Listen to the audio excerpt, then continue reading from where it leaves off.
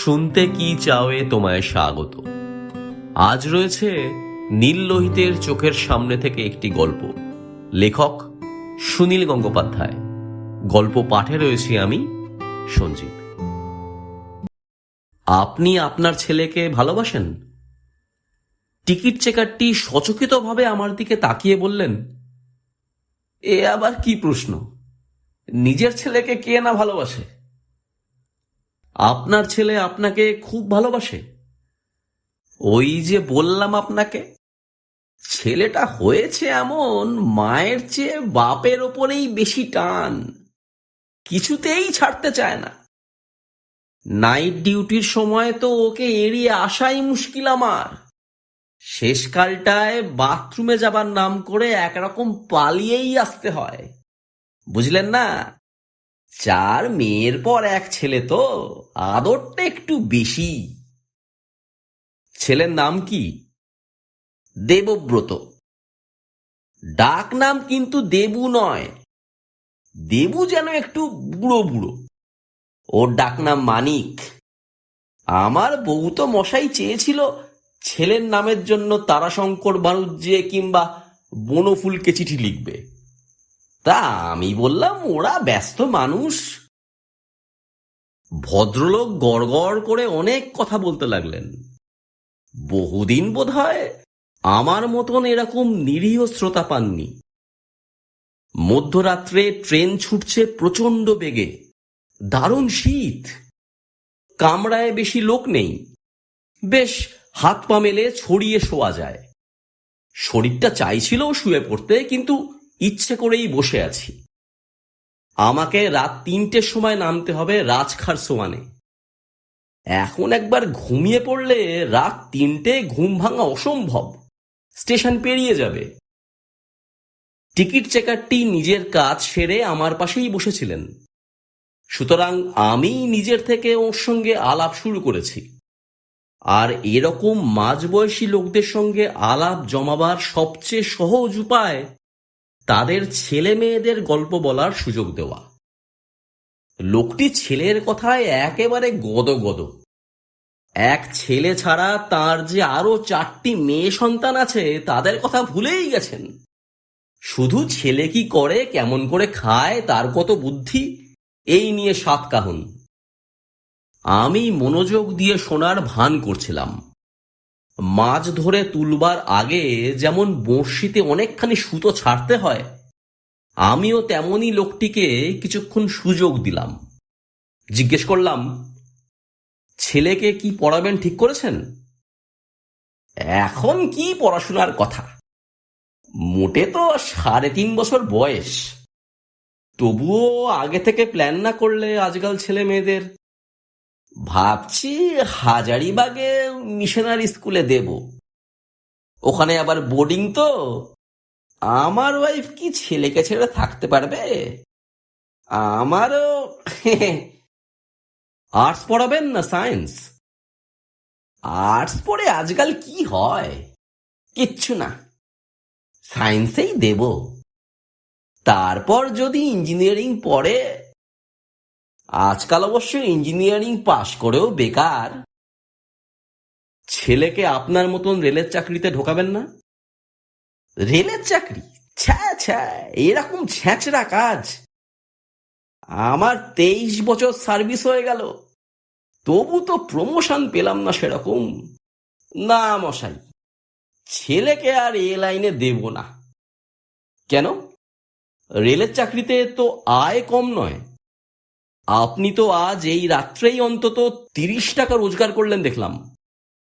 Engineer হয়ে কি এর চেয়ে বেশি টাকা রোজগার করতে পারবে? লোকটি তীক্ষ্ণ চোখে আমার দিকে তাকালেন।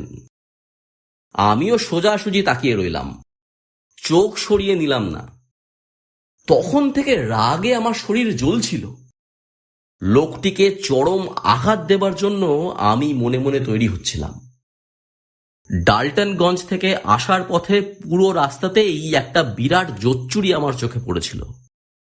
এ লাইনে 3rd ক্লাসে অধিকাংশ যাত্রী আদিবাসী, ওঁরাও সাঁওতাল কিংবা দরিদ্র বিহারি। গোটা কামরায় আমার মতন তথাকথিত ভদ্র শ্রেণীর লোক মাত্র 5-7 জন, এবং আমরাই শুধু টিকিট কেটেছি। বাকি আর একজনও টিকিট কাটেনি। টিকিট কাটার কোনো রেওয়াজই নেই মনে হলো ওদের মধ্যে। রাত্রির বেলা টিকিট কাউন্টারে লোক থাকে না সব সময়, থাকলেও একজনকে টিকিট দিতেই অনাবশ্যক দেরি করে। খুচরো পয়সা না থাকার গুজব তুলে টিকিট কাটা বন্ধ রাখে। ইতিমধ্যে ট্রেন এসে যায়, সবাই তখন টিকিটের লাইন ছেড়ে দৌড়ে ট্রেনে উঠতে যায়। গেটের কাছে একজন চেকার দাঁড়িয়ে থাকে হাত পেতে। সবাই তার হাতে সিকি আধুলি গুঁজে দিয়ে যায়। এখন কামরার মধ্যে ওরা মরার মতন পড়ে পড়ে ঘুমোচ্ছে। একটু আগে এই টিকিট চেকার ভদ্রলোকটি যখন সবাইকে ধাক্কা মেরে টিকিট চাইছিলেন, প্রত্যেকেই চোখ না খুলেই হাত বাড়িয়ে একটি করে আধুলি বাড়িয়ে দিচ্ছিল। আমি শুধু বোকার মতন 5.5 টাকা খরচ করে টিকিট কিনেছি। অন্তত 70-80টি আধুলি এই চেকার ভদ্রলোকের পকেটে ঝনঝন করছে। ভদ্রলোক একটু কঠোরভাবে বললেন, তার মানে? আমি হেসে বললাম, মানে তো আপনিও জানেন আমিও জানি। রাগ করছেন কেন? আমি তো পুলিশ নই। আপনার কোনো ক্ষতি করার ক্ষমতা আমার নেই। আমি শুধু আমার কৌতূহল মেটাচ্ছি। আপনার যা রোজগার দেখলাম তাতে মনে হয় আপনার ছেলেকে এই লাইনে ঢোকানোই তো স্বাভাবিক। ছেলের প্রসঙ্গ তুলে অনেকক্ষণ কথা বলায় ভদ্রলোকের মনটা নরম হয়ে গিয়েছিল। আমার কাছে তিনি আর লুকোলেন না। খানিকটা অনুতাপের সঙ্গে বললেন, এই জন্যেই তো ছেলেকে আর এ লাইনে আনবো না। আমরা এই জীবনটা অধর্ম করে গেলাম। পেটের দায় অনেক রকম কাজ করেছি, কিন্তু ওকে আর এসব পাপের মধ্যে আনবো না। ও যাতে সৎভাবেই নিজেরটা নিজে, বুঝলেন না? দিনকাল কি আর চিরদিন এক থাকবে? ওরা যখন বড় হবে তখন অবস্থা অনেক পাল্টে যাবে। তখন রেলেও কি আর এসব চলবে ভাবেন? তাহলে আপনার মনে হয় দিনকাল বদলাবে? বদলাবে না? নিশ্চয়ই বদলাবে। কিন্তু আপনার এই 22 বছর সার্ভিসে কিছু বদলেছে দেখলেন? নাকি অবস্থা আগের চেয়েও খারাপ হয়েছে? ব্রিটিশ আমলে কি এত বিনা টিকিটে লোক যেত? সে কথা ছাড়ুন, কিন্তু অবস্থা এরকম থাকবে না। আমি বলে রাখছি, দেখবেন আপনারও তো বয়স বেশি না। দেখে যাবেন দেশের অবস্থা এরকম থাকবে না। পরবর্তী যুগের ছেলেমেয়েরা অনেক বেশি তারা অন্যায় সহ্য করবে না। খুব আশাবাদীর মতন ভদ্রলোকের চোখ মুখ উজ্জ্বল হয়ে উঠল। মাফলারটা ভালো করে গলায় জড়িয়ে তিনি ভবিষ্যতের একখানা মহান ছবি আঁকতে লাগলেন। আমি এবার ওকে চরম অস্ত্রখানা দিয়ে আঘাত করার জন্য শান দিতে লাগলাম। আমি খুব বিনীত কাঁচুমাচু ভাবে বললাম, দেখুন, অনেক দিন থেকেই আমার একটা কৌতূহল আছে। যদি কিছু মনে না করেন একটা প্রশ্ন করব? করুন না, যা খুশি আপনার বলুন, আমাদের আর মনে করা না করা। আচ্ছা, আপনার কি মাঝে মাঝে এরকম ভয় হয় না যে আপনার ছেলে বড় হয়ে উঠে আপনাকে আর একটুও ভালোবাসবে না, একটুও ভক্তি শ্রদ্ধা করবে না? সে তো আজকাল অনেক ছেলে নেই, সে কথা কে বলতে পারে। তবে ঠিক মতন যদি শিক্ষা দেওয়া যায়, ভদ্র সভ্য ছেলে কি আর একেবারেই নেই বা থাকবে না বলতে চান? না, আমি তা বলতে চাই না। ঠিক মতন শিক্ষা পাওয়া ছেলেদের কথাই আমি বলছি। ঠিক মতন শিক্ষা পেলে আপনার ছেলে কি আপনাকে ঘেন্না করতে শুরু করবে না? ঘেন্না করবে নিজের বাবাকে। শিক্ষা মানে এই। শিক্ষা পেলেই সে ন্যায় অন্যায় স্পষ্ট বুঝতে পারবে। তখন কি সে বুঝতে পারবে না যে তার বাবা একজন চোর? তার বাবা এইসব গরিব দুঃখী সাঁওতালদের কাছ থেকে ঘুষ নিয়ে তাকে লেখাপড়া শিখিয়েছে। ওই যারা লিংটি পড়ে থাকে, শীতের রাত্রেও এক টুকরো নেতা জড়িয়ে থাকে, তাদের কাছ থেকে আধুলি নিয়ে আপনি আপনার ছেলেকে জামা কাপড় কিনে দিয়েছেন? এতে কি তার প্রচন্ড একটা রাগ হবে না? কিছু মনে করবেন না, আমি শুধু আপনার একার কথাই বলছি না।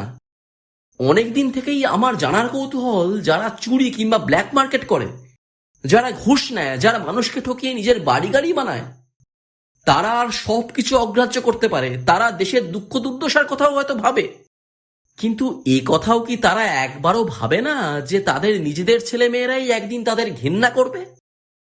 নিজের ছেলে মেয়েদের ভালোবাসা পেতেও তারা চায় না? নাকি এইসব চোরদের ছেলে মেয়েরাও চোর হয়, তাদের আরো বড় চোর করে তোলার জন্য শিক্ষা দেওয়া হয়? আপনার ছেলেকেও কি আপনি চোর করবেন? না না, নিষ্পাপ শিশু, তাকে আমি ওকে সুশিক্ষাই দেব। তাতে যদি ও আমাকে ঘেন্না করে তো করুক। আপনি বুঝবেন না, এখানে এ লাইনে আমি যা করছি তা না করেও উপায় নেই। অনেকেই এটা করছে। আমি একা যদি ভালো হবার চেষ্টা করি, তাতে আমি শুধু ঠকবো। সবাই আমাকে বলবে বোকা। আমি একা বেশি বাড়াবাড়ি করলে, একা একা সৎ হবার চেষ্টা করলে হয়তো তারাই আমার বিরুদ্ধে। তবু একজনের রুখে দাঁড়ানো উচিত ছিল, আমি পারিনি। সঙ্গদোষে আমিও অসৎ হয়েছি, কিন্তু আগামীকালের ছেলেমেয়েরা নিশ্চয়ই এ সব কিছু ভেঙে ফেলবে। আমি আমার ছেলেকে সেই শিক্ষাই দেব। তার ফলে যদি ওর বাবার প্রতিও ওর ঘেন্না আসে তো আসুক, তবু ও তো সৎ হবে। এই আমার সান্ত্বনা। গল্প কেমন লাগলো জানাতে ভুলো না। ভালো লেগে থাকলে লাইক করো, প্রিয় মানুষের সঙ্গে শেয়ার করো। চ্যানেলটা সাবস্ক্রাইব না করা থাকলে সাবস্ক্রাইব করে দিও। জলদি ফিরে আসবো আবার নতুন গল্প নিয়ে। ভালো থেকো।